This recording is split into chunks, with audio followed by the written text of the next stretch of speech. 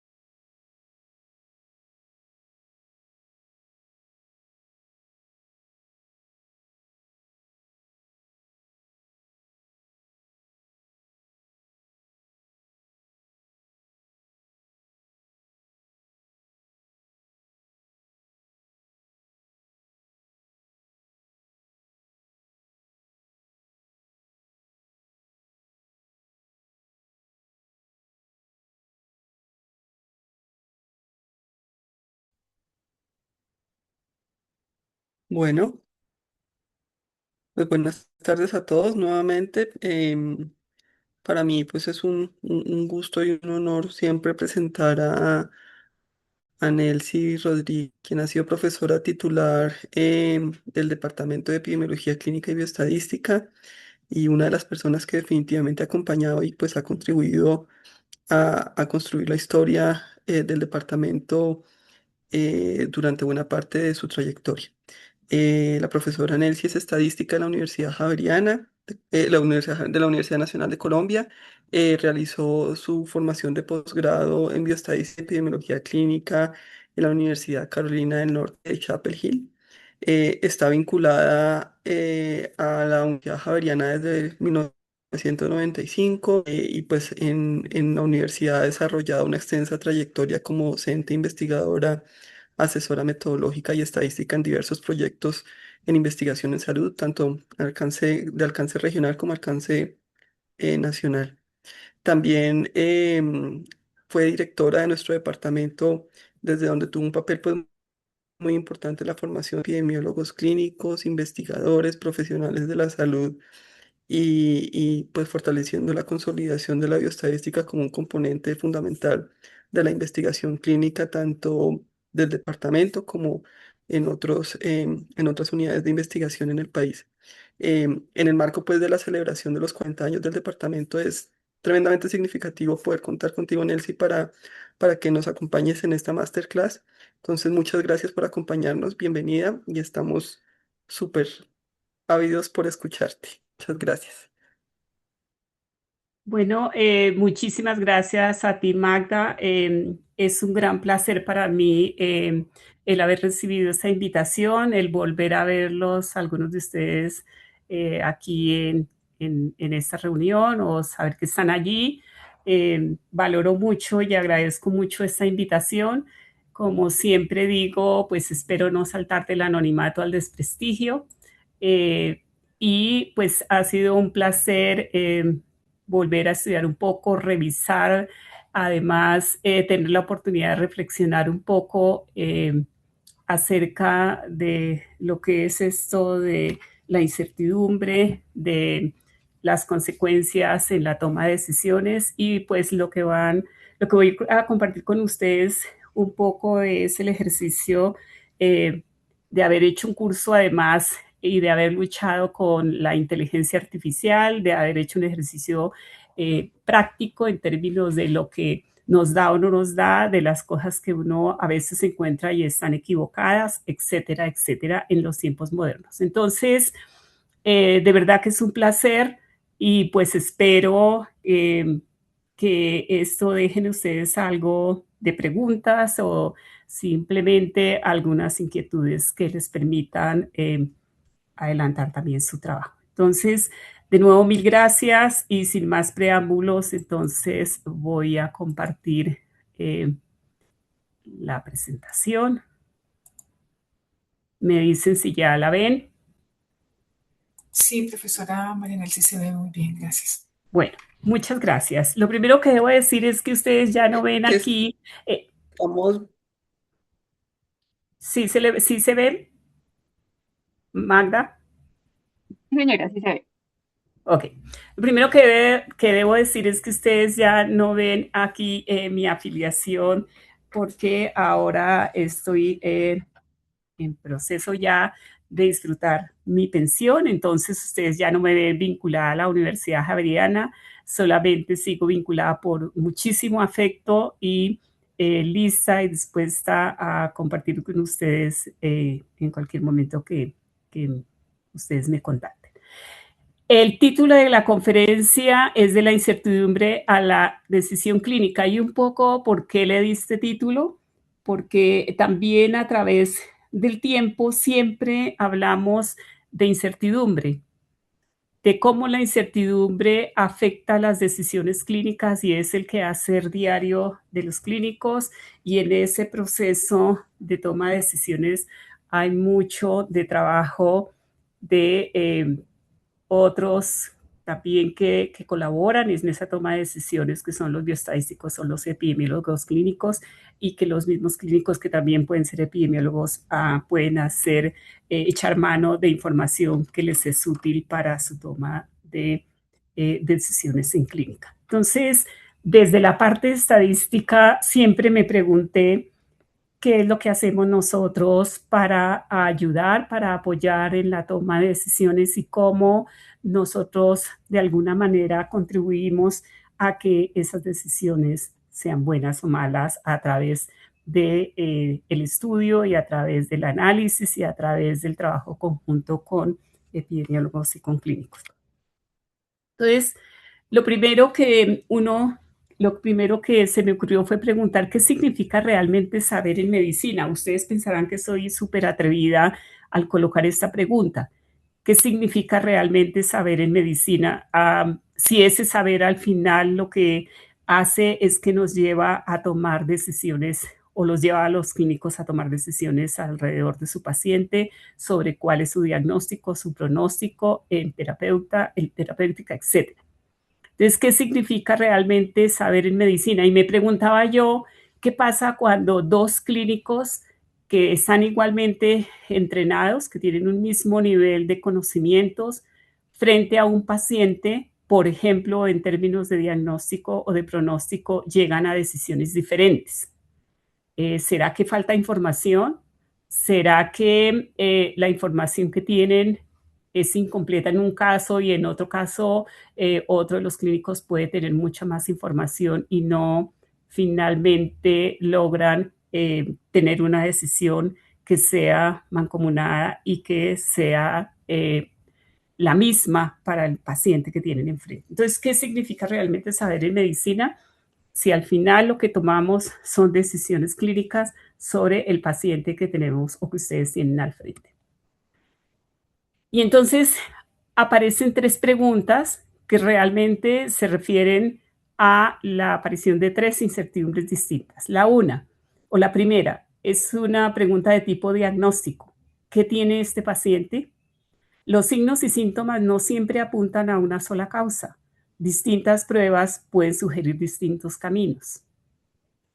O si estamos en el ámbito pronóstico, el pronóstico, ¿qué le pasa o qué le va a pasar a este paciente?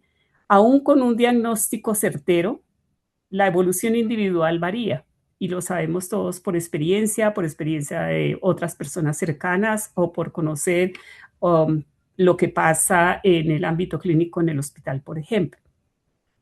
un promedio poblacional no es una promesa personal. Eso quiere decir la información que tenemos sobre cómo responden en un pronóstico pacientes que han estado sometidos a X estudio en X tratamiento, no necesariamente en una población específica, no significa que eso pueda ser aplicable a un paciente personal, a un paciente como una experiencia muy personal, dado que pues este paciente pues tiene sus propias características y puede tener información adicional que se podría considerar.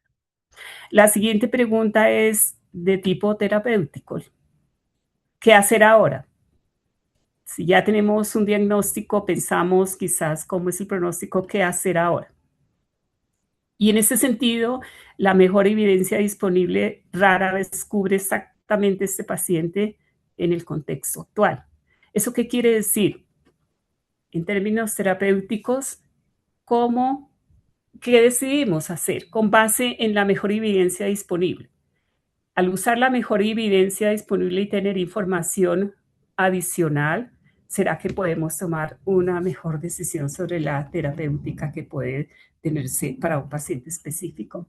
Entonces, fíjense, tenemos 3 preguntas, 3 tipos de incertidumbre, pero además, ¿de dónde procede? ¿De dónde viene esa incertidumbre? Y entonces hablamos del origen de la incertidumbre, que puede ser una incertidumbre completamente aleatoria, una incertidumbre epistémica o una incertidumbre estructural. Y eso nos habla, para contestar esas preguntas e identificar esa incertidumbre, de dónde puede provenir.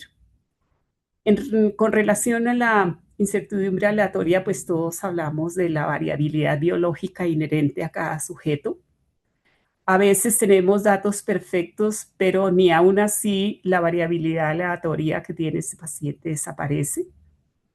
Y no es que falte información quizás, es que simplemente estábamos hablando de un organismo, de una persona que tiene unas características especiales. 2 pacientes con el mismo fármaco, la misma dosis, pues pueden tener respuestas distintas a ese fármaco, a ese tratamiento. Y la segunda, ¿de dónde proviene esa incertidumbre? Hablamos de la incertidumbre epistémica, que para mí fue interesante encontrar este término y evaluarlo, y es lo que aún no sabemos. La falta de conocimiento o de datos suficientes se reduce en principio a hacer más investigación. Se puede evaluar y se puede reducir esa incertidumbre a través de procesos de generación de más investigación, que es lo que evidentemente se hace con las preguntas que traen los estudiantes de la maestría en epidemiología clínica, con todos los proyectos y preguntas nuevas que se tienen en el departamento, en la universidad, en el hospital, etc. Es quiere decir un tratamiento nuevo todavía con pocos estudios publicados, pues puede generar nuevo proceso de investigación. La siguiente es la incertidumbre de tipo estructural. Puede ser que el marco en el cual se esté midiendo no corresponda. Puede ser que, por ejemplo, haya dudas sobre si un modelo específico está bien o que se tengan dudas sobre ese modelo. La guía o la clasificación usada representa bien la realidad del paciente. No necesariamente siempre ocurre. Y entonces, por ejemplo, un puntaje o un score de riesgo calibrado en una población distinta a la del paciente que se está tratando puede generar o puede ser no el mejor marco y nos puede dar respuestas diferentes sobre esa evaluación de la incertidumbre. Entonces es importante o sería importante considerar el origen de la incertidumbre frente a una situación. Uno puede pensar que la incertidumbre aleatoria pues se gestiona, la incertidumbre epistémica se investiga y la estructural se cuestiona. Y esto nos da elementos muy importantes a la hora de reflexionar sobre qué hacer con esa incertidumbre y cómo esto impacta la toma de decisiones, especialmente frente a pacientes individuales. Ahora, es importante decir pues, que la incertidumbre no es nueva. Está desde que hacemos evaluamos nuestro conocimiento en investigación, evaluamos nuestro conocimiento, ustedes evalúan su conocimiento, los que son clínicos en clínica, siempre está la incertidumbre allí, no es nueva. ¿Qué es entonces lo que ha cambiado a través del tiempo? Lo que ha cambiado a través del tiempo, pues podemos considerar que es el método de cómo enfrentamos esa incertidumbre frente a la posibilidad de tomar decisiones. Entonces, por ejemplo, si uno se remonta a por allá, siglo pasado, por ejemplo, los siglos anteriores, uno evalúa en el tiempo qué ha pasado en términos del método para evaluar, para mirar, para considerar la incertidumbre.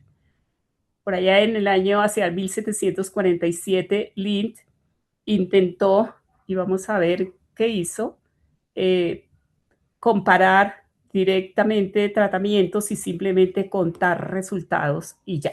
Entonces, allí el método consistía en contar. Hacia 1835, Alexander Lewis ya pasó a algo que se conocía como el método numérico, que era preguntarse un poco más allá al momento de comparar grupos. Hacia la década de 1920, pues ustedes todos conocen los trabajos de Fisher. Fisher es considerado uno de los estadísticos más importantes porque además trabajó en sus experimentos en la agricultura y desarrolló e implementó un proceso que todos ustedes conocen, que es el proceso de aleatorización en experimentación. Y eso permitió el avance en comparación de grupos, especialmente a la hora de implementar sus diseños y hacer mediciones sobre la variabilidad en la comparación de esos grupos. Entonces pasamos a hablar del diseño, de cómo se diseñaba un experimento usando además el proceso de aleatorización que fue ampliamente trabajado por Fisher y que lo generó. Hacia 1948, entonces tenemos el Medical Research Council en Inglaterra, que trabajó con el primer experimento clínico moderno que se conoce, que se ha considerado como el primer experimento clínico, y allí entonces se estandarizaron procesos y por eso ese trabajo es uno de los pioneros, digamos, en términos de la estandarización, la conducción de un experimento clínico y, por supuesto, en la consideración sobre la variabilidad y la incertidumbre que esto genera. Entonces tengamos en cuenta esto y vamos a ver qué hizo Lind. Lind trabajó en un experimento sobre reducir los síntomas del escorbuto. Era un cirujano naval escocés que a bordo de su barco, el HMS Salisbury, dividió a marineros con problemas de escorbuto en pares, asignando a cada par un tratamiento distinto. Para eso, él consideró 12 de sus marineros que tenían este problema como participantes en este estudio, los dividió en 6 pares y a cada uno de esos pares le dio un tratamiento diferente para la mejoría de estos síntomas. Aquellos que recibieron cítricos, vitamina C, digamos, mejoraron notablemente frente al resto de los pacientes que estaban asignados o que estaban en los otros grupos. Este es considerado uno de los primeros ensayos clínicos controlados, documentados, controlados en el sentido de la asignación que hizo a esas parejas sobre el tratamiento para la mejoría del escorbuto. Pero aquí solamente se contó cuántos se mejoraron. Y por eso, entonces, hablamos de contar como una primera aproximación en este experimento. El siguiente, como les mencionaba, fue un trabajo a cargo de Pierre Alexandre Lewis. Él pasó de contar un poco a querer contestar una pregunta y es comparar los grupos. Para ello comparó 77 pacientes con neumonía, a los cuales había una asignación de 41 de esos pacientes a venosección temprana versus venosección tardía en el tratamiento de la enfermedad, perdón, en tratamiento de, no me acuerdo, se me fue en este momento el tratamiento. Era para reducir la mortalidad en pacientes que estaban con una condición específica, pero si la recuerdo la digo ahora. En lugar de contar solo muertes, preguntó si la diferencia entre los grupos era real o no, perdón, eran pacientes con neumonía. Y quería ver si había una diferencia en la reducción de muertes por esta enfermedad una vez asignaba esos sujetos a estos dos grupos. Como resultado, se encontró que la duración de la enfermedad era 3 días menos en el grupo de venosección temprana, y cuando hablaba de venosección temprana hablaba de aquellos pacientes que llevaban 1 a 4 días con la enfermedad versus la venosección tardía, que era aquel grupo donde los pacientes se llevaban de 5 a 9 días. Encontró una reducción de 3 días, duración de 3 días menos en el grupo de venosección temprana, en la extensión de la enfermedad, pero una mortalidad del 44% en este grupo de venosección temprana frente a un 25% en el grupo de venosección tardía. ¿Qué era lo que había allí? Entonces, en términos de incertidumbre y en términos de variabilidad, ¿cómo podría ser que el grupo de venosección temprana tuviera más mortalidad que el grupo de venosección tardía? Podría pensarse, según lo que está en el documento de Luis, que aquellos que estaban en el grupo de venosección tardía habían pasado ya el tiempo más fuerte de la enfermedad, digamos crítico, y por tanto su nivel de mortalidad podría ser menor. Pero pues igual es incertidumbre a la hora de decir si esto era así o no. En el siguiente paso hablábamos de Fisher con relación al diseño experimental en la agricultura. Él, trabajando en su estación experimental, era en agricultura, no eran pacientes, formalizó el proceso de aleatorización como yo mencionaba antes, y era simplemente asignar sujetos a grupos aleatoriamente para controlar variables desconocidas. Con este trabajo introdujo el diseño de experimentos y la base del análisis de varianza. ¿Y por qué es tan importante? Cuando ustedes piensan todos en varianza, pues todos aprendimos cómo se calcula la varianza, qué significa la variabilidad, cómo se maneja esa variabilidad de un solo sujeto frente a su grupo y cómo se manifiesta la variabilidad de ese grupo con respecto al grupo total.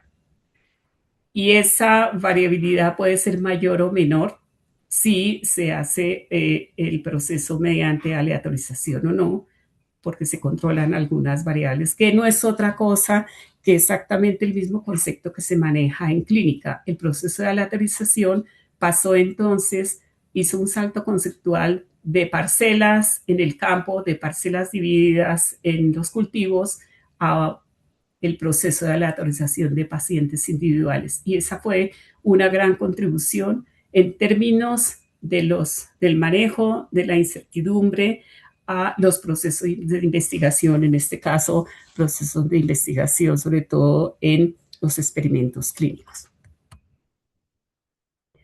Ahora, mencionaba yo que hacia la época 1948 se publica el ensayo en el British Medical Journal del Medical Research Council del Reino Unido, un ensayo en el cual se evaluó streptomicina para tuberculosis pulmonar.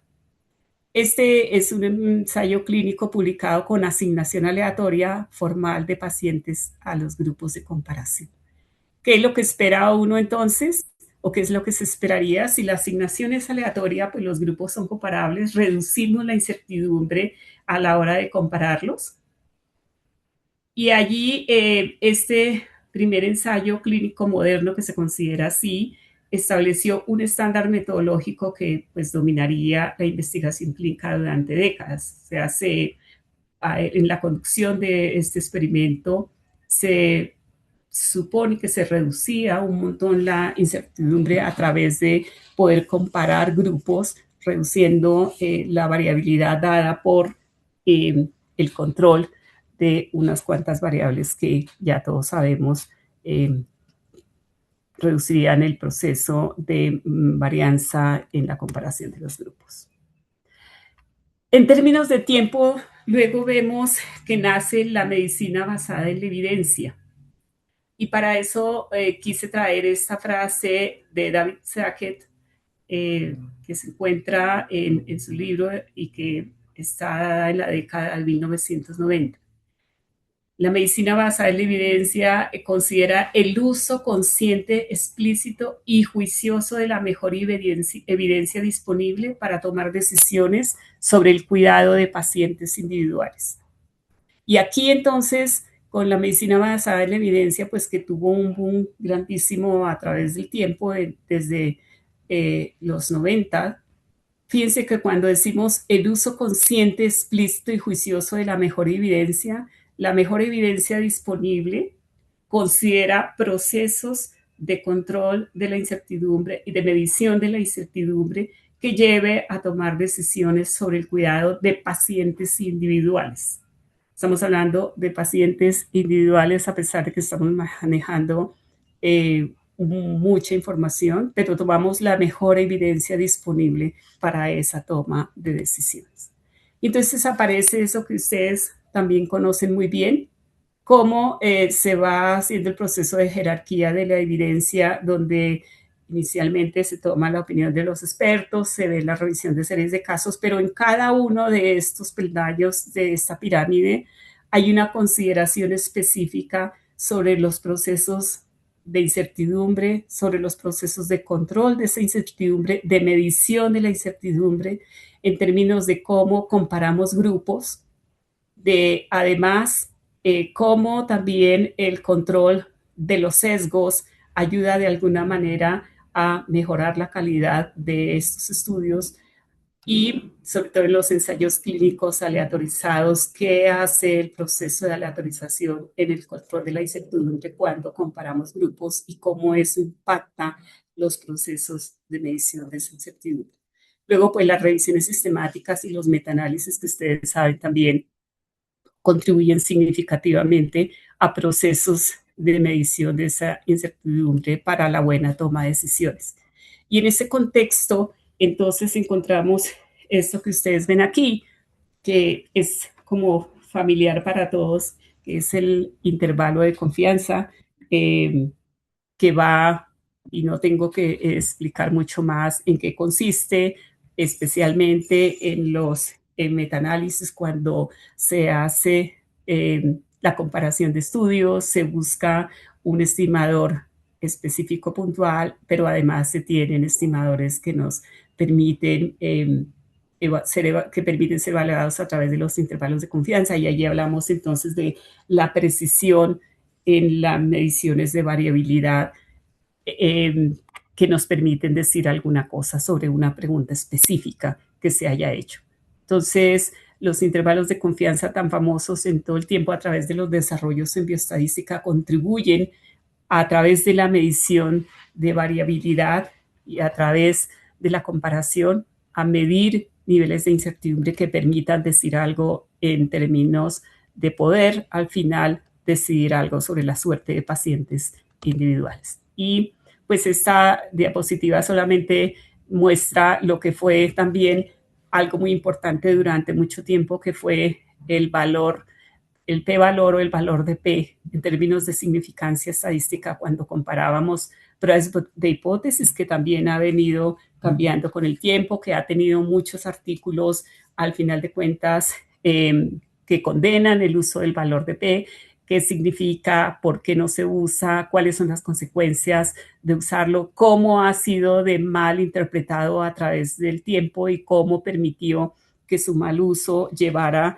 a algunas veces a análisis y conclusiones distintas al final de cuentas sobre resultados de estudios que al final significaban cambio en comportamientos y cambio en alternativas de tratamiento.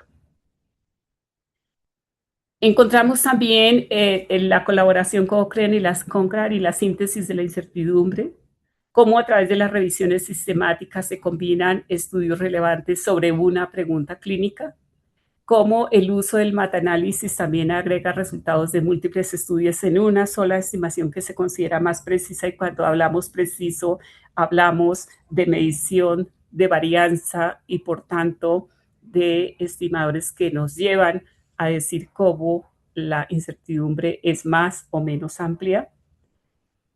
La colaboración Cochrane institucionalizó el proceso hacia como un proceso global hacia el 1993, con un objetivo al final en términos de los estudios que era reducir el sesgo en un solo estudio, sumando la evidencia acumulada. Entonces, todos ustedes han visto los procesos o han hecho revisiones de la colaboración Cochrane, revisiones de muchos estudios, hablar de la imprecisión, hablar de los intervalos, hablar de qué tan preciso fue en términos de un u otro de las mediciones que se tomaban como estimaciones para tomar decisiones y hacer recomendaciones. Fuimos siguiendo en el tiempo, pero la escala va cambiando.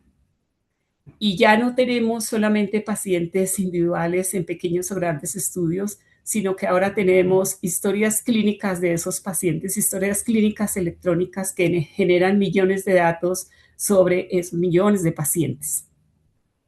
Esto implica una cosa mucho más macro, implica tener registros electrónicos, y entonces aparece también, o aparecen no, sino se desarrollan mucho más los estudios observacionales a gran escala que complementan un poco al ensayo clínico tradicional. La pregunta de fondo en realidad no cambió. La pregunta que sigue siendo cuánto se puede confiar a la hora de tomar decisiones basados en estudios que van avanzando en términos de cantidad de información, pero qué tanto podemos confiar en los resultados de esos estudios a la hora de tomar una decisión específica sobre todo los clínicos, aquel paciente que tienen enfrente. Entonces aparece todo el uso de la inteligencia artificial, que en realidad no elimina la pregunta estadística de fondo, la hereda. Y entonces aparecen los modelos predictivos de riesgo clínico, porque tienen montones de datos, pero la pregunta sigue siendo las mismas sobre la validez, sobre el riesgo y sobre la generalización. Todo esto conlleva niveles de incertidumbre muy específicos que simplemente debemos considerar o se deben considerar. Aparece la imagenología asistida por inteligencia artificial, entrenada y evaluada con las mismas herramientas estadísticas clásicas, unas un poco más avanzadas, pero lo que pasa es que tenemos millones y millones de datos. Y hay algo importante, el algoritmo no reemplaza el razonamiento estadístico, simplemente lo automatiza a mayor escala. Fíjense que ha habido un problema serio y es la implementación de los algoritmos simplemente porque ya están, pero sin mucho razonamiento estadístico claro que lleve a revisar bases estadísticas que permitan entender qué es lo que se está haciendo.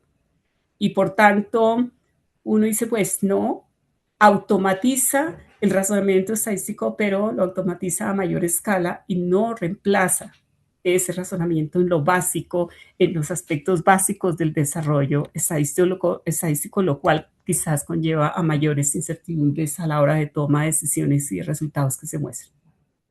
Pasamos del paciente promedio a sus grupos específicos, pues porque han aumentado, todas las técnicas se han ido mejorando. Entonces tenemos, en el primer caso teníamos un tratamiento el mismo tratamiento para un grupo de sujetos sin distinción de subgrupos, pero ahora tenemos cosas mucho más avanzadas y aunque antes se hacían estratificaciones, etcétera, ahora con los estudios de biomarcadores sus subgrupos se pueden orientar tratamientos mucho más específicos y entonces se habla de un poco la medicina estratificada para esos diferentes grupos. Y allí, de nuevo, aparecen procesos de incertidumbre específicos a la hora de tomar decisiones. Aparece además y logra un mayor protagonismo la estadística bayesiana y los ensayos adaptativos en términos de se tiene mucho más información. El enfoque bayesiano responde de forma más directa quizás a la pregunta clínica, ¿qué tan probable es que esto funcione? Y los ensayos adaptativos ajustan el diseño mientras se recopilan datos en lugar de esperar al final. Por eso es muy importante el estudio de estos y los diferentes tipos de experimentos clínicos de forma que se presentan ahora adaptativos, todos los elementos que hay allí. También permiten tomar decisiones más rápidas sin sacrificar el rigor metodológico, siempre y cuando todas las bases de la construcción de estos diseños y todos los procesos estadísticos que están allí sean considerados. Fíjense que finalmente se reclutan pacientes, a veces se hacen análisis interinos si es posible o si se programan, se hace un ajuste en la asignación, por ejemplo, en los procesos de aleatorización, y finalmente se continúa con el experimento o se cierra el estudio.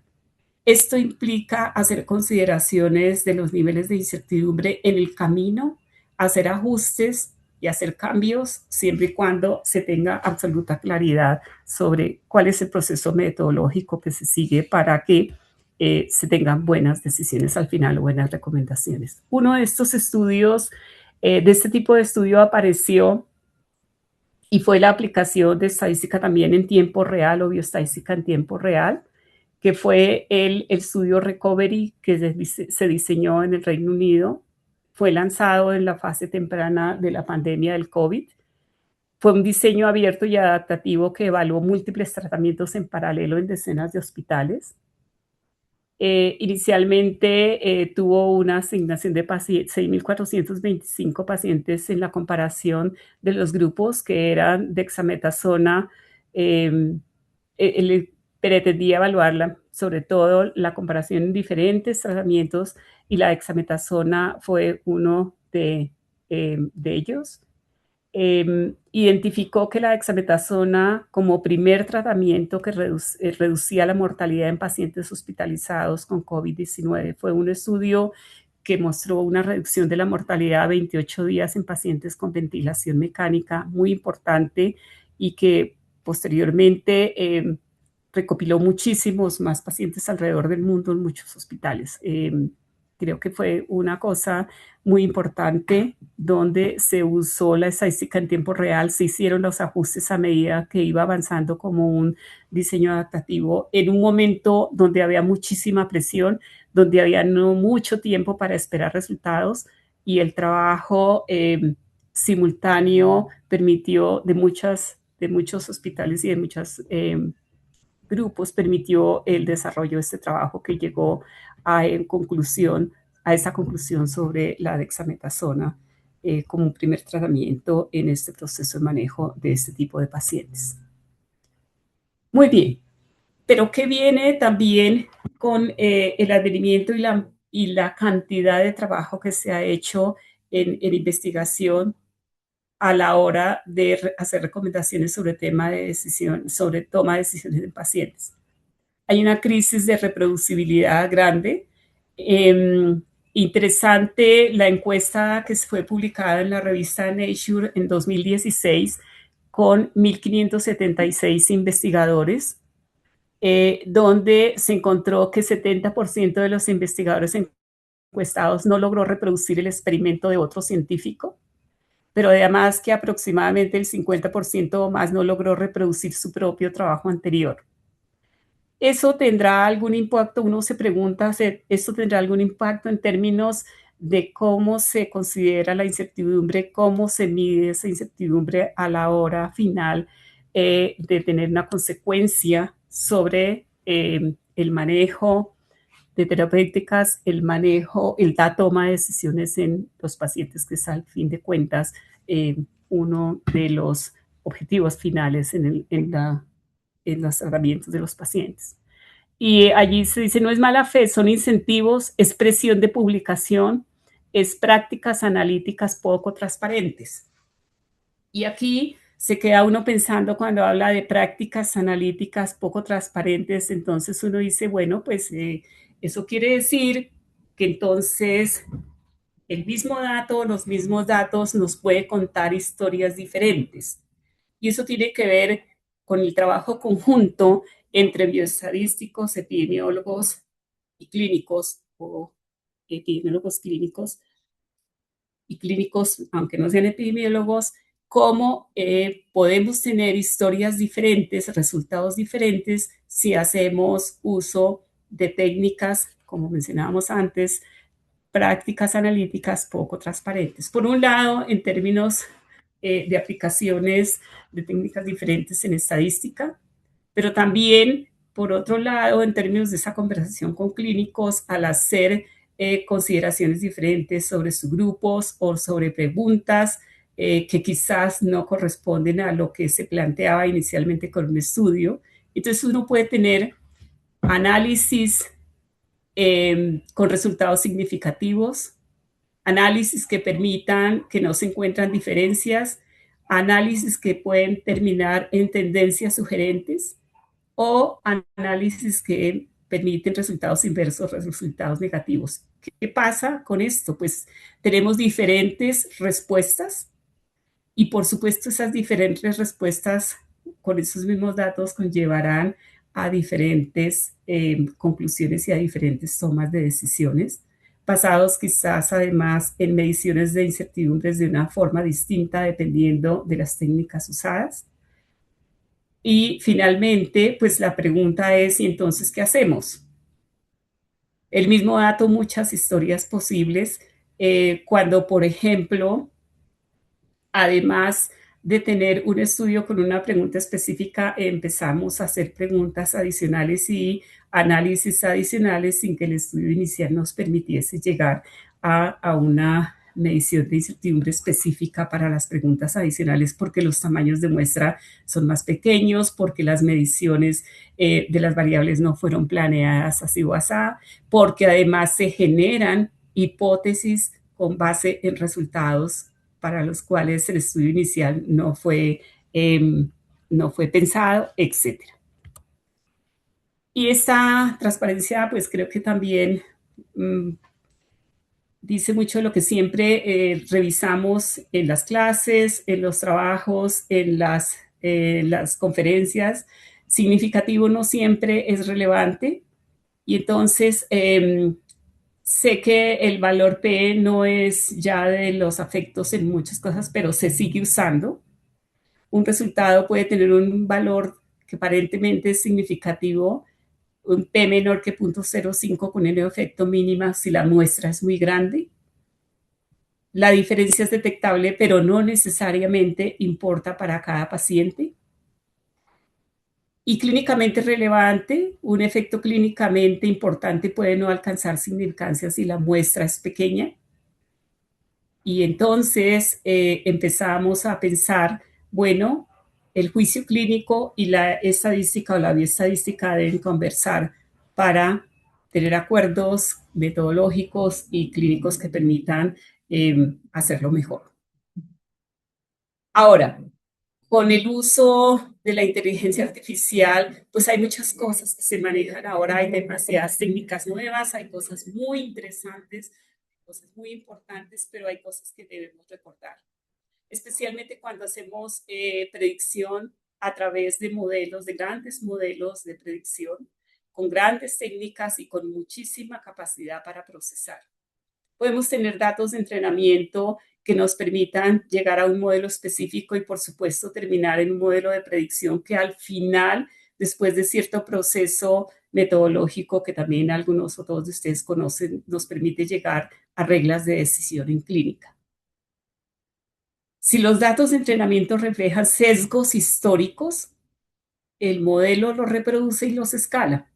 Eso quiere decir cuando no tenemos claridad en los procesos de recolección de la información y lo que tenemos en mano. Son millones de datos, pero simplemente cogemos como en la caja negra y colocamos esto dentro de algoritmos sin preguntarnos mucho más a través de haber hecho una muy buena revisión de todos los conceptos básicos, pues al final eso tendrá una consecuencia en esos modelos de predicción que después van a ser aplicados como reglas de decisión sobre pacientes individuales. La opacidad del razonamiento interno dificulta auditar por qué se llegó a una predicción específica, y eso pues referido a lo que acabo de mencionar. Pero el desafío no es solo técnico, también es de gobernanza, de transparencia y sobre todo de responsabilidad clínica, sabiendo de dónde vienen los datos, cómo fueron generados, cuáles son los procesos que pasaron esos datos antes de asumir una decisión clínica con base en reglas de decisión o en modelos de predicción específicos. Y entonces llegamos a algo que es el diálogo que falta de pronto a veces entre bioestadísticos y clínicos. Pues el bioestadístico aporta, en principio, si está muy bien formado y si hace un buen razonamiento de su trabajo en muchos de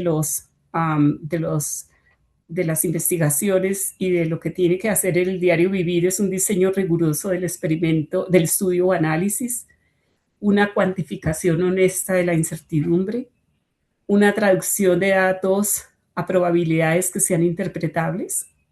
Y por su parte, el clínico aporta el contexto de historia del paciente individual, el juicio clínico forjado en la experiencia, valores y preferencias del propio paciente.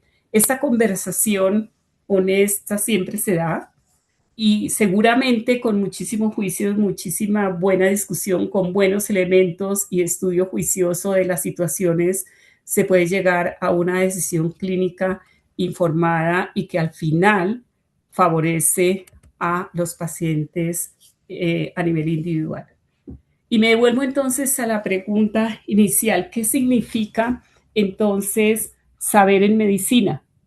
Ustedes dirán, bueno, pues ya se sabe que tener muy buenos elementos, etcétera, etcétera, pero especialmente el saber en medicina implica ser un buen usuario de la información, tener conceptos básicos, específicos sobre el manejo de información, pero para eso también, si no se sabe, estar acompañado hay trabajos y grupos donde están bioestadísticos, y hay un grupo de trabajo interesante, especialmente allá en el departamento donde hay otros cuantos profesionales que pueden ayudar.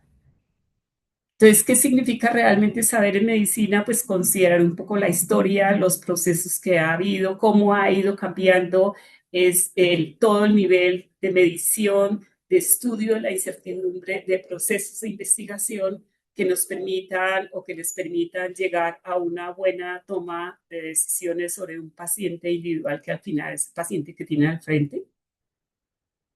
Eso hace de pronto un poco diferencial la toma de decisiones, teniendo en cuenta además que la estadística no elimina la incertidumbre, la hace visible, medible y compartible. Y en ese diálogo conjunto entre estadísticos y clínicos, como vimos, se puede llegar a una buena toma de decisiones sobre un paciente particular. Dejo aquí algunas preguntas que valdría la pena y que me hice si yo estuviese en el ámbito académico todavía y estuviese formando clínicos o preguntándome sobre cómo se toman decisiones a nivel individual con base en considerar la incertidumbre. La primera: ¿estamos formando médicos capaces de leer críticamente la evidencia o solo de citarla? Y eso significa un esfuerzo en leer críticamente la evidencia, que implica elementos de conocimientos y de consideraciones específicas sobre conceptos claros, básicos, para saber qué es leer críticamente la evidencia. La inteligencia artificial nos acerca a una medicina más objetiva o automatiza los sesgos que ya teníamos. ¿Qué perdemos cuando reducimos la incertidumbre clínica a un solo número? Eso quiere decir, cuando hablamos de los estimadores, cuando hablamos de los intervalos de confianza, ¿qué es lo que estamos entendiendo? No vale la pena solamente repetir, sino lo más importante es entender qué son estos conceptos y cómo los podemos traducir o compartir con nuestros estudiantes en una forma clara. Y esto implica para los estadísticos entender todos los procesos clínicos, aprender de los problemas clínicos a los cuales se enfrentan en sus procesos de asesorías, en sus procesos de enseñanza.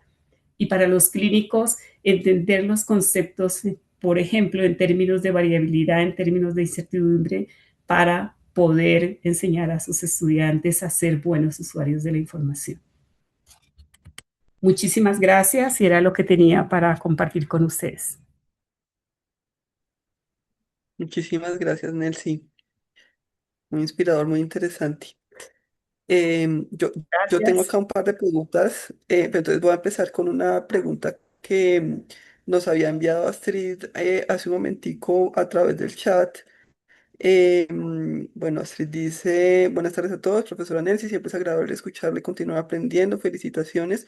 La pregunta relacionada con la reproducibilidad de otros estudios, si estamos ante el escenario de facilitar los datos anonimizados y el script o el do file, creo que se refiere, utilizado para los análisis a los editores, si se requieren estadísticos o bioestadísticos que acompañen estas revisiones, ¿qué hacer? No sé, de pronto, Astrid, si quieras como ampliar tu pregunta o... Sí, buenas tardes, profesora María Nelcy, buenas tardes a todos. Sí, Buenas lo que tardes, quería, Astrid, ¿cómo estás? muy bien, sí, señora. Lo que quisiera preguntar es que, bueno, la reproducibilidad de los datos están implicados en muchos elementos que van desde cómo se construye la base de datos y cómo se generan tanto el escribo, el do file.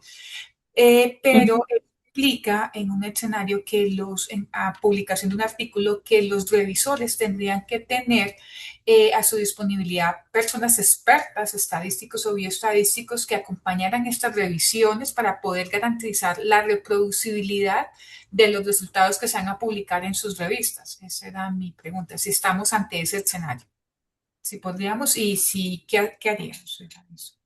Muchas gracias. Bueno, muchas gracias por tu pregunta, Astrid. Es usualmente cuando se está ante un proceso de publicación, por supuesto, en los comités editoriales hay bioestadísticos y usualmente cuando los bioestadísticos evalúan los artículos que se envían para publicación, si tienen alguna duda sobre las metodologías o sobre los resultados, pueden pedir, como tú dices, los do file o pueden pedir la información y replican la información. En algunos casos se hace, especialmente cuando por alguna razón tienen dudas sobre los resultados, lo pueden hacer, pueden preguntar, pues con los, como tú mencionas, los datos anonimizados, ellos pueden correr y tienen estadísticos que puedan correr los datos. A veces está en cabeza del editor estadístico de base, pero pues tienen sus equipos de trabajo en estadística y si quieren compararlo pueden hacer. Sí, señora. Muchas gracias. Con gusto. Es más, casi siempre pues siempre hay que estar preparado a que puedan en cualquier momento preguntar eso. Por favor, facilítenos los do files con que hizo ese trabajo y permítanos su base de datos. Lo pueden hacer. Vale, muchas Listo. gracias.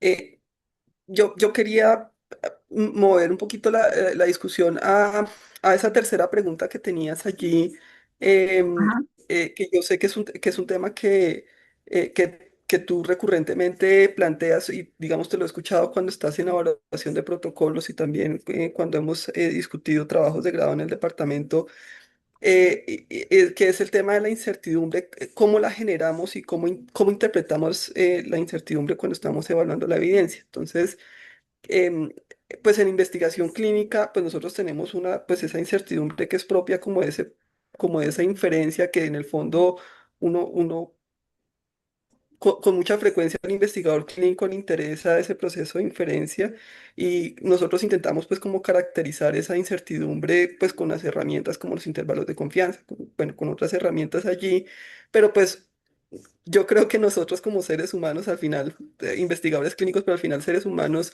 pues tenemos dificultad para tolerar esa incertidumbre y pareciera que muchas veces convertimos herramientas como para eliminar la incertidumbre. Entonces, tú hablabas del valor de P, entonces le pusimos un límite al valor de P y con eso como que eliminamos la angustia que nos genera no saber si algo le podemos poner el título de significativo o no significativo, o si incluye o no incluye el valor nulo, y como que generamos una regla de tres alrededor de eso.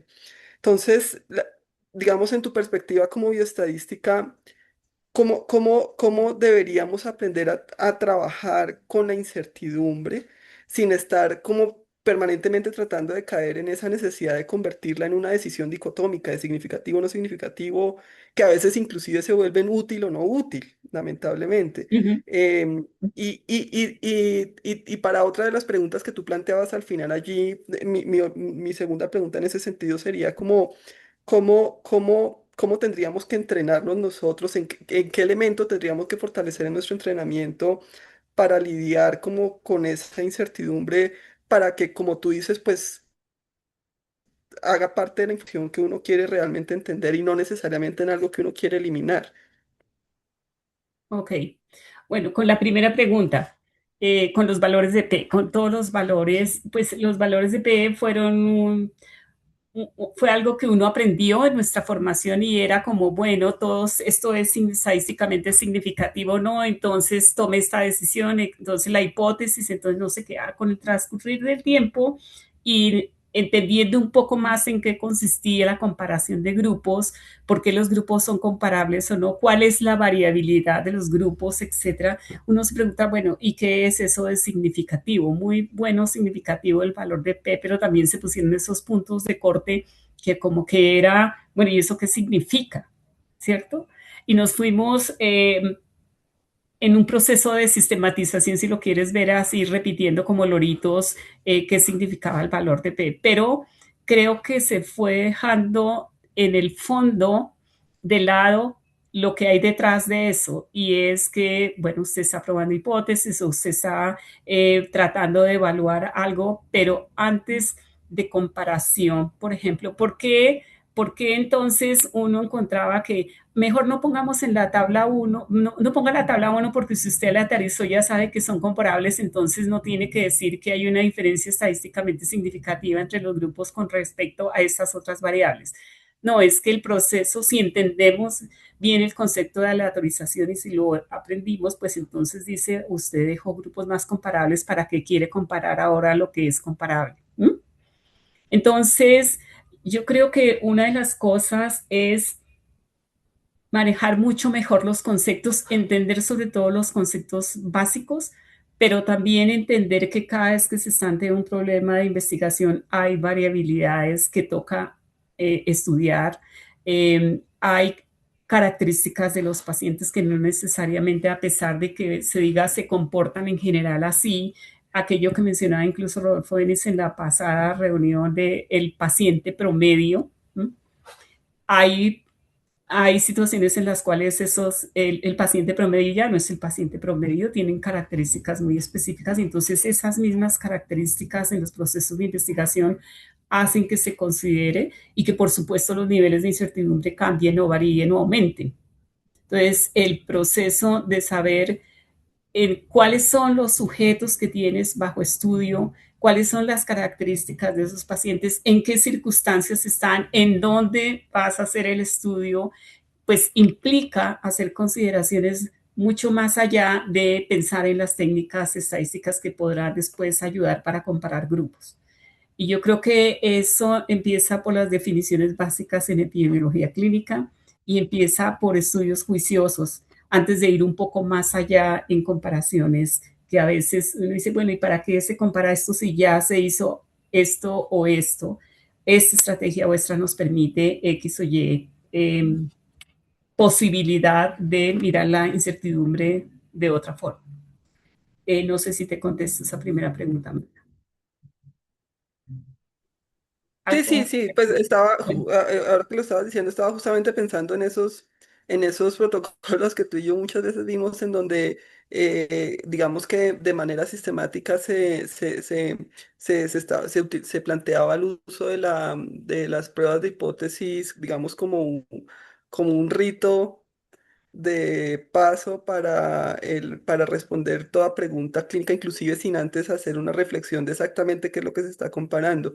Entonces, digamos, conecta un poco también con lo que tú estás diciendo acá, como de tener claridad exactamente qué es lo que responde ese valor de P, a qué es a lo que responde y de pronto conocer mejor de dónde están saliendo los datos antes de saltar a las comparaciones como tal. Sí, sí, pero además creo que hay un mensaje muy claro también para profesores e investigadores en términos de que no necesariamente siempre hay que terminar comparando grupos, que no necesariamente los diseños tienen que ser camisas de fuerza porque porque así se indica, sino que hay que tener libertad en escuchar a los estudiantes en sus preguntas que ellos traen, ¿cierto?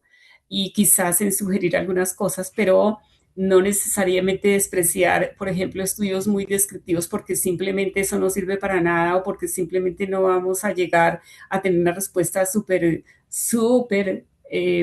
innovadoras, etcétera, sino que es un proceso de investigación donde se está entrenando la mente, donde se está enfrentando a conocer muy juiciosamente elementos de investigación y yo creo que eso ayuda sustancialmente para que después eh, se puedan tomar mejores decisiones y se pueda entender claramente por dónde se va en los procesos de medición, sobre todo la incertidumbre, si es que es necesario medirlo o no. De acuerdo, muchas gracias. Ok, Andrés, Hola, buenas tardes. Doctora, muchas gracias por su presentación, muy bonita, muy divertida. Me gustó mucho como siempre. Yo quería como gracias, hacer Andrés. un comentario que derive en una pregunta. Lo primero es que me parece que la incertidumbre finalmente es uno de los motores y las motivaciones más importantes de la ciencia y que pues esto de la incertidumbre se estudia desde la epistemología y finalmente la incertidumbre le da la característica de refutabilidad al método científico y a nuestro modelo hipotético deductivo de la ciencia. Entonces eso me parece súper bonito y súper interesante, pero digamos que eso a veces uno trata de traerlo como a la tierra con los métodos estadísticos que en un momento se pueden llegar a quedar muy dentro de la concepción y el análisis de los datos sin tener una traducción hacia el clínico no investigador. Entonces, listo, está el epidemiólogo clínico o el bioestadístico que entiende la incertidumbre en los dominios que usted la plantea, pero ¿qué herramientas considera usted que pueden ser de utilidad para un clínico para mejorar su tolerancia y entendimiento de la incertidumbre? ¿Tolerancia por qué? Pues porque al clínico le cuesta saber o le cuesta aceptar que no sabe algo y que no lo entiende. Entonces, primero entender y luego mejorar su tolerancia a esta incertidumbre que finalmente es derivada de los fenómenos biológicos y su variabilidad. ¿Qué cree usted que sea uno para uno transmitirle a los clínicos en este aspecto? Muchas gracias, doctor. Muchas gracias, André y Andrés, por la excelente pregunta. Mira, yo estoy convencida que hay una cosa muy importante que se debe aprender a través de la formación en bioestadística sobre todo, pero también en epidemiología clínica. Siempre le decimos a los clínicos, ustedes tienen que ser buenos usuarios de información, pero además también cuando transmitimos los conceptos, los espantamos apenas empezamos a hablar en términos estadísticos que no entienden. Y yo creo que uno de los grandes éxitos de los bioestadísticos que entienden cuál es su papel y que entienden por qué están en clínica es que ellos tienen que tener una conversación con los clínicos. Y la forma de tener la conversación con los clínicos es también ser humano y ser juicioso en entender lo que los clínicos manejan para poder entenderse en una conversación en el que cada uno aporta, como yo ponía ahí al final en una diapositiva. Eso quiere decir, es un problema de comunicación donde el estadístico debe aprender a comunicar en lenguaje cristiano, como yo les decía a ustedes en clase. Eh, como les decía, aprenda a aterrizar al lenguaje cristiano, eso tan elegante que usted aprendió y que le costó tanto aprender, porque usted tiene un lenguaje técnico que no tiene el clínico. Pero también el clínico tiene que tener la disponibilidad y la mente abierta a poder entender y para que sea buen usuario tiene que poder entender conceptos, ¿cierto? No repetir, como yo mencionaba por allí, no repetir cosas que a veces, como decía yo también en clase, poner puentes donde no hay ríos, ¿no? Eso implica una conversación clara, pero uno no puede tener una conversación clara cuando no entiende conceptos. Eso no quiere decir que tú tienes que entender todo el proceso de estadística bayesiana y todas las cosas que hay por allí, etcétera, pero sí puedes en una conversación clara decir, yo no entiendo de qué me está hablando. Y el estadístico puede o debe tratar de traducir al cristiano lo que sabe. Pero para traducir al cristiano en bioestadística también significa que uno, usted tiene claro los conceptos. Dos, usted como bioestadístico ha estado expuesto a entender los problemas y los puede traducir a su lenguaje, pero luego puede estar dispuesto a comunicarlos de una manera sencilla, involucrando sus conceptos estadísticos para que el clínico no sienta pues que lo está apabullando con cosas que no entiende. Y tres, estar dispuesto a meterse en el problema, a entenderlo y a buscar diferentes caminos. También en estadística, pues tú sabes, existen diferentes técnicas para un mismo tipo de problema.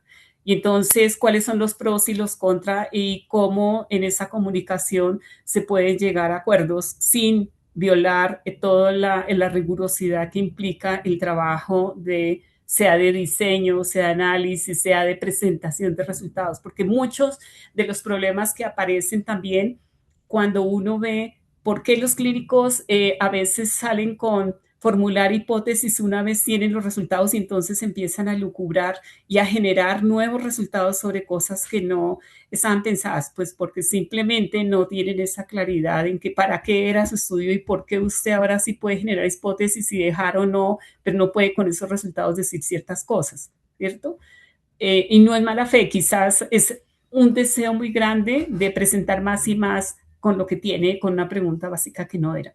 Entonces yo creo que es un trabajo conjunto y como digo, del lado del bioestadístico de hablar en lenguaje sencillo sin atropellar al otro en términos de su conocimiento, sino en una buena conversación, pero también en términos de clínico de estar dispuesto a escuchar, a entender, para que finalmente eso que les dicen, usted tiene que ser buen usuario de la información, pero tú no puedes ser buen usuario de la información si no entiendes algunas cosas que te queden claras para no cometer errores luego.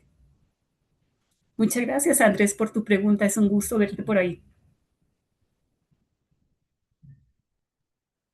Gracias a usted, doctora. Vale, muy bien. Gracias. Gracias. Leonardo. Doctora Nancy, me encanta verla y lástima que yo llegué y usted se fue. Me da una tristeza Doctor, que enorme, es ese pero, placer. Siempre será un gusto pero, escucharte o conversar contigo. mm, bueno. Pero vea, esta es mi pregunta, es que Sí, señor.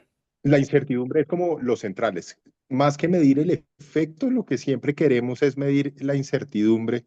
Y cuando yo tengo ensayos clínicos, tengo como una tranquilidad porque yo ya tengo cierta idea de dónde viene esa incertidumbre y por eso yo la puedo medir y puedo tener un error estándar con el cual me da una tranquilidad que yo puedo tener un intervalo de confianza al cual me cierto con cierta tranquilidad. Pero ahora que los ensayos clínicos son caros y que tenemos tanta evidencia del mundo real, empiezan a aparecer una cantidad de técnicas estadísticas muy buenas, pero en la medida en que yo introduzco estas nuevas formas, se me vuelve más difícil empezar siquiera a entender de dónde viene la incertidumbre alrededor de nuevas variables que yo meto. Entonces yo ya tengo que empezar a juntar la incertidumbre que me genera la, la forma en que yo, por ejemplo, hago grupos, si yo hago propensity score o algo así, eso me genera una incertidumbre, pero las variables que tienen ese propensity score también tienen una incertidumbre alrededor de la medición. Entonces se me vuelve toda una tarea cada vez más difícil en establecer métodos para medir la incertidumbre y cada vez se vuelve, entre más complejos sean esos métodos para tratar de simular un estudio aleatorio, más difícil se me vuelve llegar a tener una medición de ese error estándar y de incluir toda la incertidumbre a través de todo lo que yo estoy haciendo. Usted como que Te perdí. Magda, ¿lo escuchas? No, no, no. Leonardo, Lo dejamos de perdí. escucharte. No, no, no. Lo perdimos. No, no No alcancé a te oír la pregunta. escuchamos.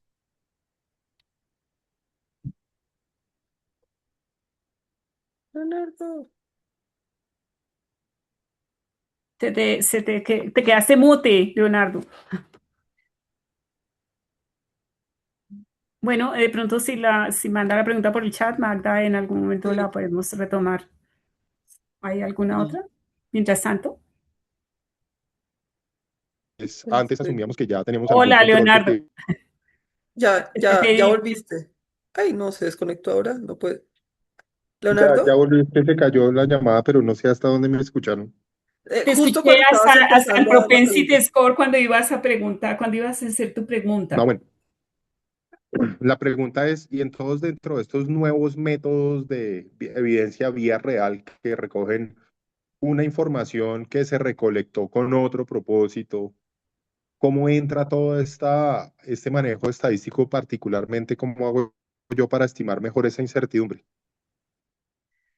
Pues mira, yo creo que menos mal que ya no me toca a mí, digo yo, pero cuando uno reflexiona sobre esto, con estos nuevos métodos, etcétera, pues hay otras maneras de medir, pero sobre todo, Leonardo, en el fondo hay algo que queda allí que tal vez manejé yo en una transparencia y en una diapositiva, y es que cómo puedes identificar la presencia de sesgos.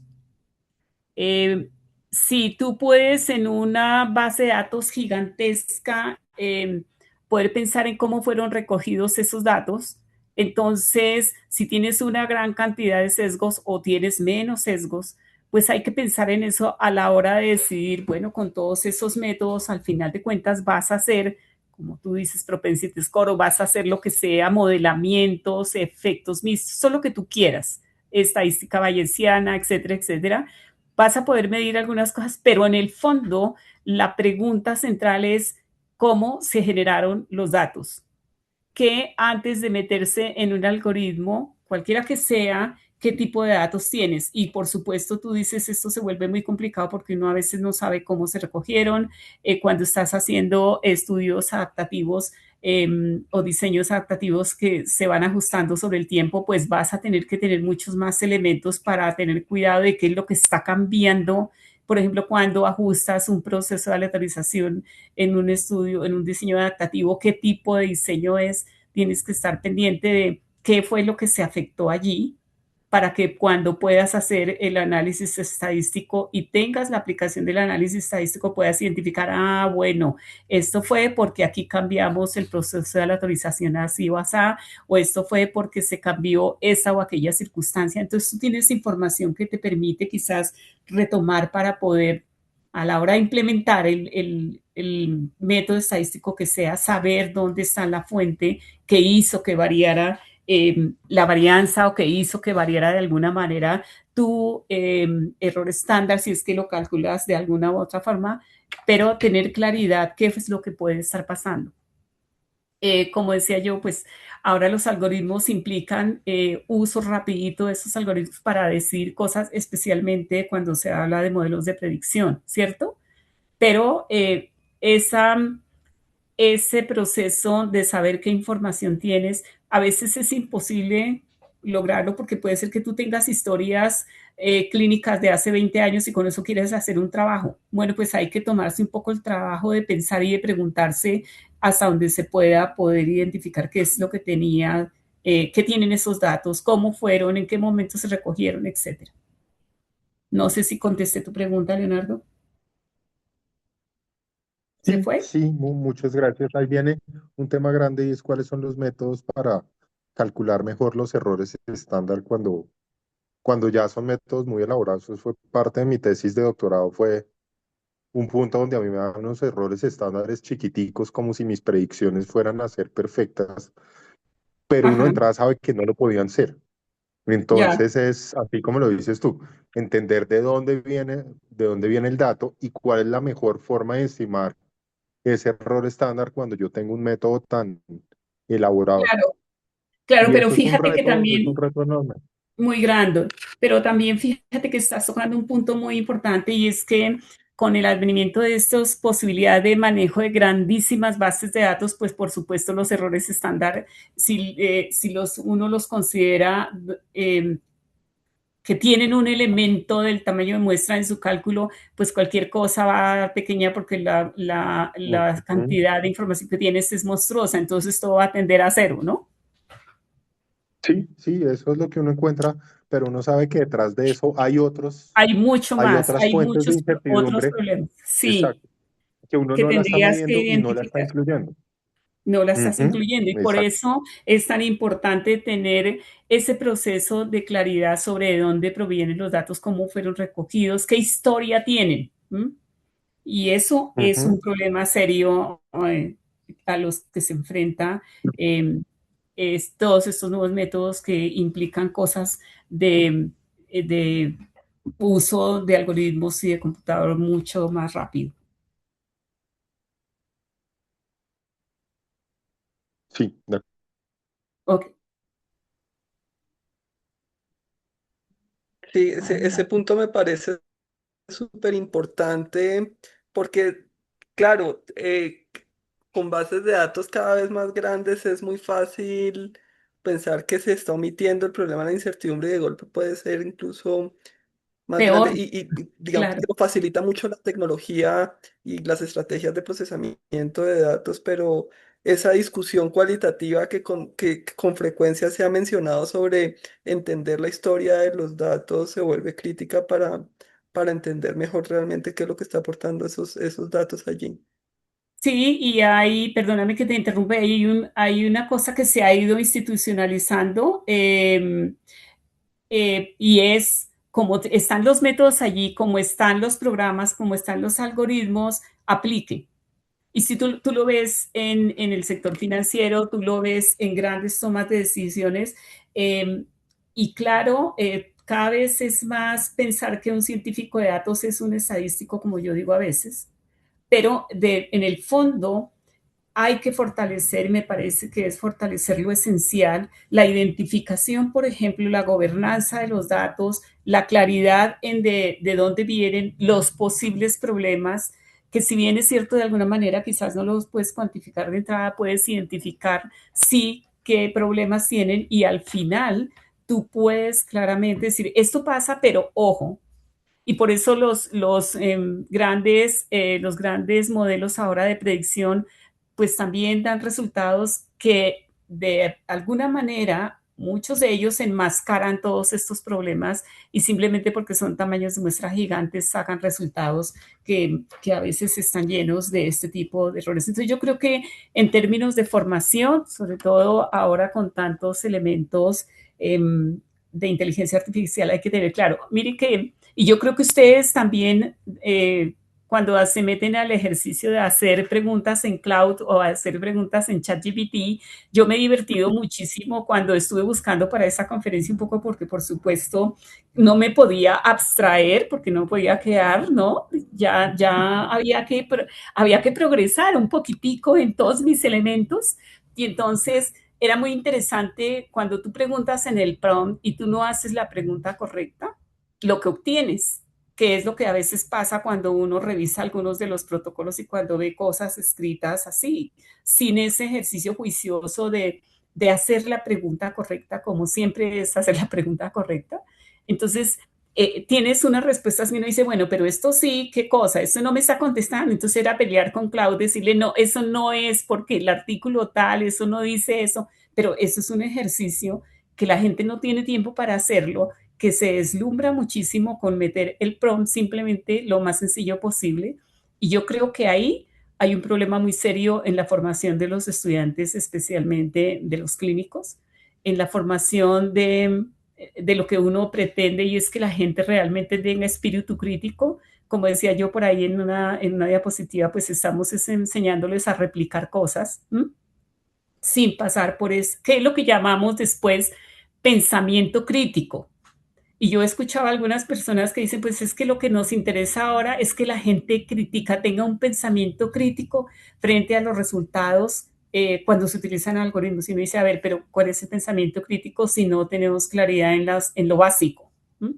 En lo básico. Y es importante que la gente entienda para que después sí juegue con la inteligencia artificial, me parece. Eh, Pero bueno, esos son ejercicios en los que, es un ejercicio en el que me metí y yo decía, no, pues esto sí, en carne propia, ahora haciendo el ejercicio que hacen los estudiantes, a ratos entiendo muchas cosas. Bueno, No, pues muchísimas gracias, Nelcy, por traer este tema aquí a la discusión, porque definitivamente veo un espacio, es decir, esto yo creo que lo hemos venido reconociendo hace un tiempo ya, pero creo que es un punto en el que definitivamente pones el dedo en la llaga, como se dice, claro. sobre... Obviamente, digamos, en el quehacer del departamento, en su acompañamiento al entrenamiento de los investigadores clínicos, pero que definitivamente es un tema súper actual y muy relevante en cómo se genera evidencia, em, pues con las nuevas tecnologías y un reto, pues sigue siendo el reto, ¿no? En el fondo, con Sí, tecnologías muy modernas, pero sigue siendo un reto de principios fundamentales y de conceptos básicos. claro, ustedes miren, por ejemplo, yo no sé, Leonardo, en toda la parte de decisiones en economía de la salud eh, y todo lo que se refiere al clinical decision making, ustedes imagínense cómo todo esto está permeando la posibilidad realmente de buena toma de decisiones eh, eh, sin que muchas veces se tenga claridad en conceptos básicos. Eh, Cuando yo estaba preparando esto, yo decía, al final, esto en el fondo es estudio de varianza. Es cómo identificamos, como dices Leonardo, cómo identificamos las fuentes, dónde están, ¿será que la podemos medir o será que solamente la podemos identificar así como se hacen con los sesgos de alguna manera?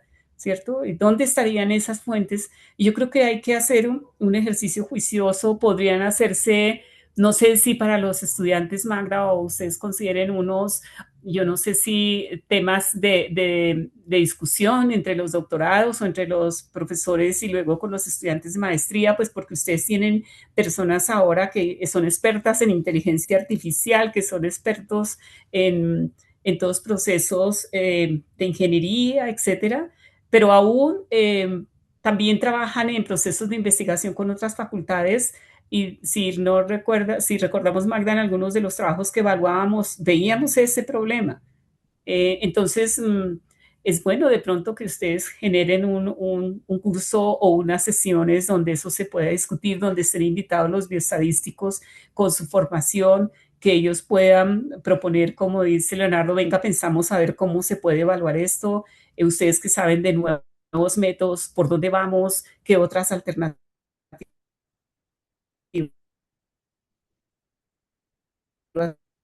hay en situaciones específicas muy chévere en el departamento, pero pues es mi sugerencia, ¿no? Esos son sueños todavía.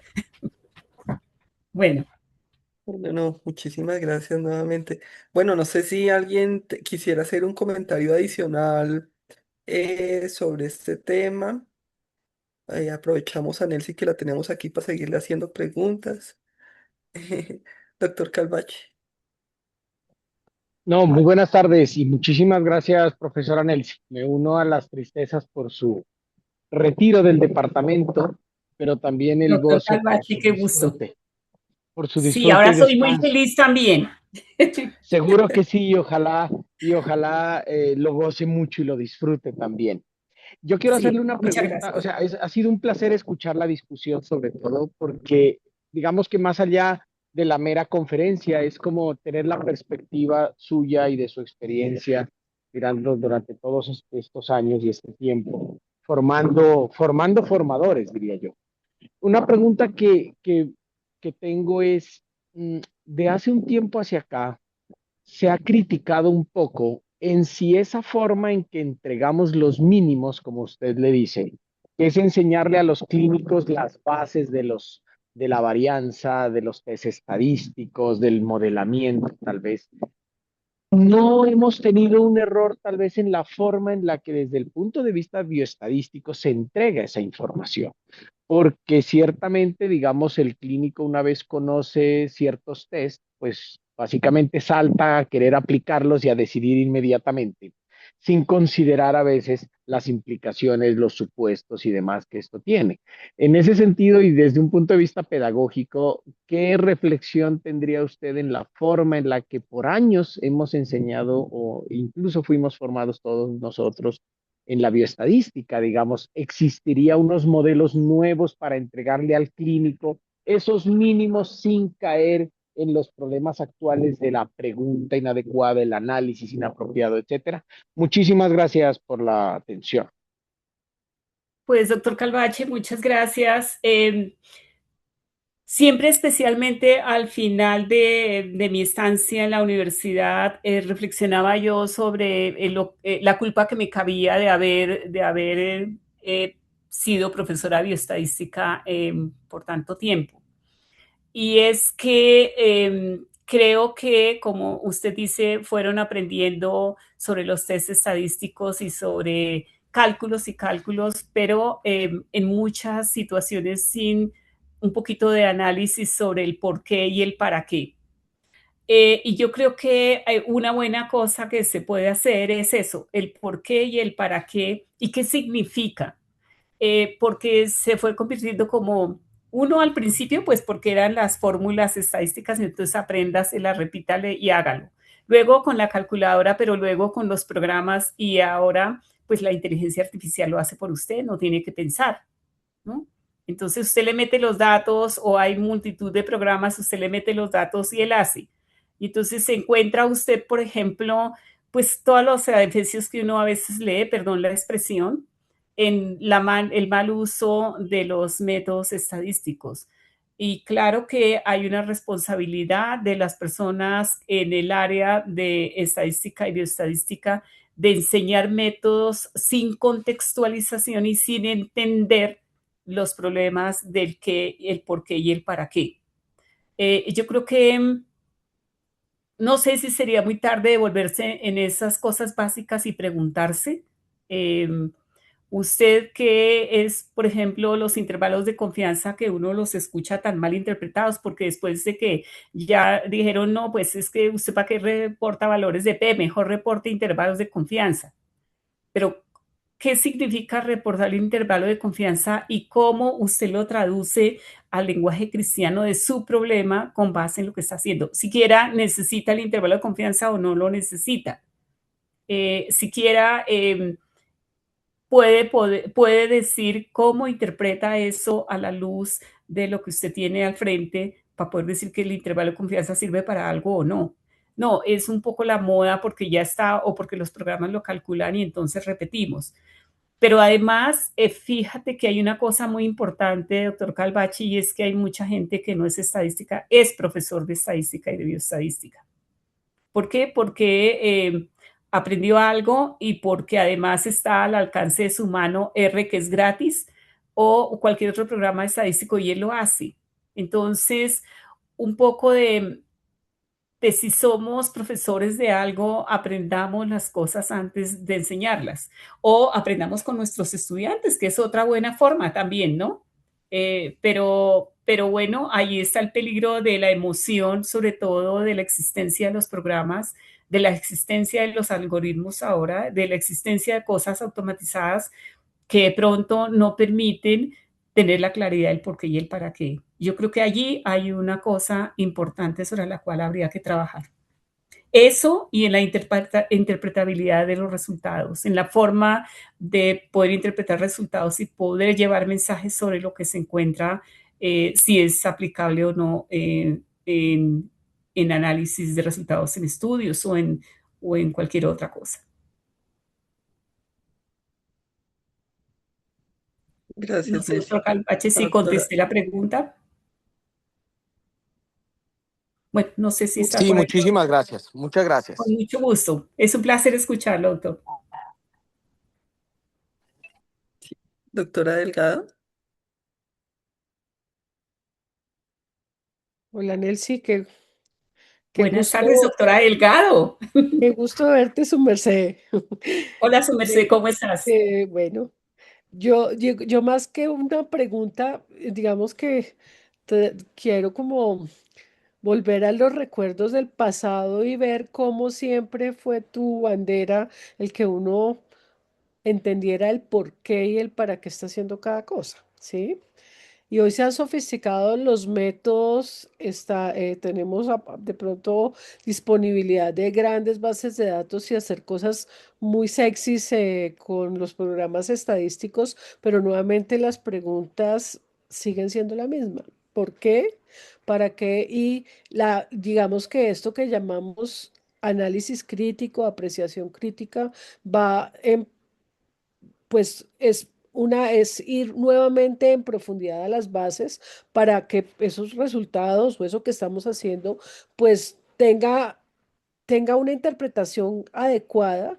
Y pensando en lo que decías de los algoritmos de inteligencia artificial, nuevamente la, el reto está en hacer las preguntas y en describirlas suficientemente bien para que eso que finalmente nos están entregando tenga sentido, pero el último que le da el sentido es uno mismo en la medida que sea muy crítico con lo que está consumiendo y con lo que está obteniendo. Entonces, no, un gusto verte y agradecerte y pues realmente creo que hay nuevas cosas, pero finalmente y volver a la base para poder ser críticos es fundamental y creo que esa es una enseñanza que me llevo de tu parte de toda la vida. Pues muchísimas gracias, Marta. Como yo mencionaba aquí, eh, con este ejercicio bueno, venga a ver qué es lo de la inteligencia artificial, que no lo aprendí mucho allá, que yo veía un poco de cosas cuando escuchaba, pero me puse en el papel juiciosísima y entonces yo no sé si es que eh, estaba tan emocionada mirando que cada vez que hacía preguntas distintas, pues me contestaba me daba respuestas diferentes, pero el problema que también descubrí, pues porque no soy experta en esto, es que, bueno, usted pone en su prompt la información, ¿m? Y depende, y es muy importante cómo hace las preguntas, pero cómo hace las preguntas, qué información le da a usted, a la criatura para que le conteste, pues implica que usted conoce algo, que usted ha revisado y que usted no solamente, pues a los estudiantes, no solamente va y le dice lo que el profesor les pregunta, sino que usted quizás a través de una revisión del tema, de un estudio juicioso, puede colocar la pregunta que el otro le da. Pero aún así, por ejemplo, también te das cuenta y todos sabemos que ChatGPT contesta cosas que son locas, que a veces hace códigos en R mal, pero yo hice un ejercicio muy juicioso de sobreponerme a todas esas cosas y de sin prejuicios preguntar. Y fíjate que aún a veces haciendo cosas y preguntas como con seriedad y dando elementos con base en lo poco que yo sabía, en lo que había leído, pues le da unas respuestas donde siquiera el número de pacientes no suma. Cuando uno comparaba en los grupos el número de pacientes no decía, pero ¿y cómo va a ser ese tan bruto de darme esta cantidad si eso no suma? Eso implica hacer un ejercicio cuidadoso, está el algoritmo, está eso, pero haga un ejercicio y revise, vaya a la fuente y mire, ¿cierto? Entonces, pues yo creo que como cualquier estudiante juicioso debería haber pasado por el ejercicio de un estudiante con su tarea de sentarse, revisar y no solamente ir y preguntarle y traerle la respuesta al profesor de lo que escribe, porque además te escribe, si quieres el protocolo te lo escribe, ¿no? Y entonces uno como profesor, o en su momento como estaba yo un poco enojada al final de leer lo que era la traducción y lo que imprimían o lo que mandaban o hacían el cut and paste de lo que salía en la respuesta que les daba el chat GPT o el cloud o lo que fuera. Y yo creo que sobre eso, tomar conciencia de eso, hacer ejercicios con los estudiantes conscientes, yo creo que tomen conciencia de eso porque al final estar en un proceso de aprendizaje y luego estar en un proceso de toma de decisiones sobre su paciente que tiene al frente, pues es una responsabilidad muy seria, ¿no? ¿Ves? Pues es un placer verte, Reinita. Gracias, Nelcy. Bueno, bueno, Bueno, muchas gracias. No sé si pues hay alguna muchas gracias, pregunta doctora final. Magda. Bueno, pues no, de verdad muchísimas gracias a ti. Siempre es un gusto escucharte reflexionar sobre estos temas.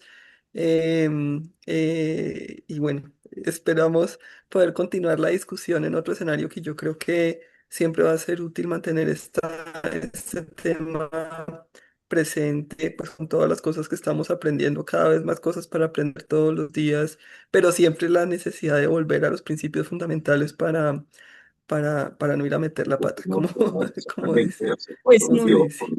Mil pues gracias. muchísimas gracias a ti Recuerden, por la invitación. Es un placer y ustedes saben que pues cuando quieran podemos volver con algunas otras cosas y pues cuando me necesiten y tenga yo la energía por ahí ando. Gracias, Magda. muchas gracias. Recuerden que si alguno quiere volver a ver la grabación, la vamos a tener en nuestras redes y nuevamente todos súper invitados el 25 de agosto al evento central de conmemoración de los 40 años del Departamento de Epidemiología Clínica y los 30 años de la Maestría de Epidemiología Clínica. Nos vemos Ok, entonces. Nuevamente, muchas gracias, Nelcy. Que Hola pasen feliz Magda, noche. no encontré cómo levantar la mano, pero nada, solamente para mandarle un saludo muy especial a Nelcy. Muchas gracias por tu conferencia. Eh, Siempre nos hace pensar y replantear lo que hacemos y cómo les enseñamos a los estudiantes lo que hay que hacer. Eso es. Muchas gracias. muchas gracias, Adriana. A ti quiero, excúsenme por haber olvidado la neumonía, pero pues ustedes saben que los 20 años hacen efecto, entonces diviértanse. Muchas gracias a todos y espero verlos pronto. Un abrazo. Un abrazo. Gracias, Magda, por la Chao. invitación y tengan buena tarde. Hasta luego. Vale. Chao. Hasta luego. Chao. Bueno, buenas Chao. noches. Gracias. Chao.